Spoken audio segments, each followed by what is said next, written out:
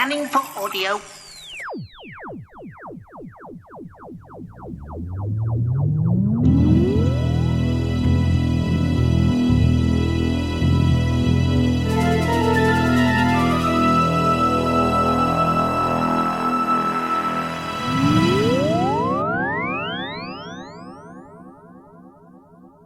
Welcome to another Tin Dog podcast. It's part 2 of my listen along with the survivors. I'm trying to make this as spoiler free as I can because let's face it, I'm encouraging you to go out and buy it because it's just fantastic.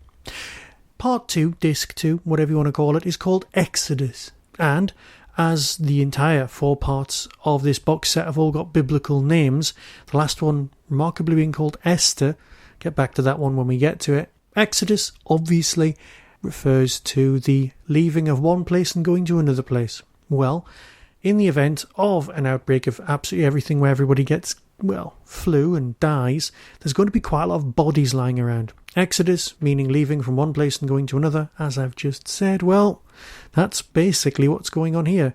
It's movement. People from the first story are moving on to the locations in the second story. Characters will not make it out in one piece. New characters turn up. Louise Jameson appears here for the first time. Her performance is, beyond award-winning.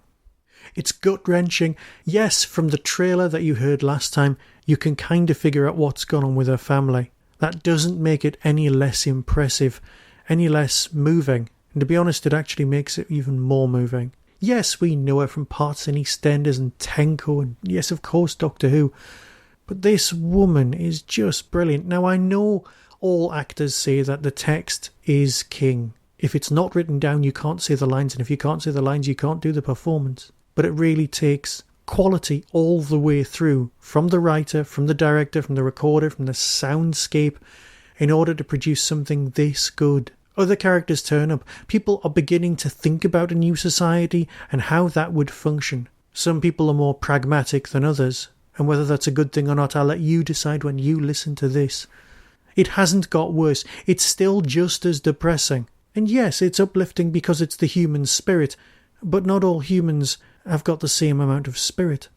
I cannot give spoilers about who makes it out of this story alive or not, because that's not right. That's not my part. My part is to say whether I enjoyed it or not, and boy am I enjoying this journey. The Polytechnic is beginning to bloom. More survivors are gathering round there. Gillison, the ex-sociology lecturer, well, he's just terribly pragmatic, shall we say. He also has a whole teenage boy vision of post-apocalyptic life, but I'm sure you'll figure that one out for yourself. Now that society has fallen, the fact that it was set in the 70s is becoming less and less important. Because let's face it, everywhere's the same once the lights have been switched off. I once wanted Big Finish to do an adaptation of something from the Eagle comic. And it wasn't 2000 AD, I always thought it was, but it was definitely from the Eagle. And it was called The Tower King, where a giant space station meant to provide electricity to the whole of Earth through microwave solar power collection manages to jam how electricity moves, basically instantly sending everyone back to the Dark Ages. Planes fall out of the sky.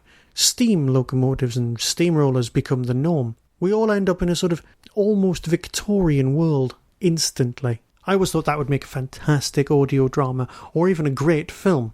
The ending is, of course, a bit pat because you can kind of guess what happens. But either way, it kind of works. Here, people aren't going to get better. They have not made it out alive. But I can't wait to listen to episode 3. The upsetting bit is there won't be a series 2 until next year, but there will be a series 2, and that's what will keep me going. That will give me a year to track down the DVDs, listen to them and watch them. And of course, very soon I'll be able to review some nice Doctor Who and cheer myself up. So until next time when we're talking about episode 3, be seeing you.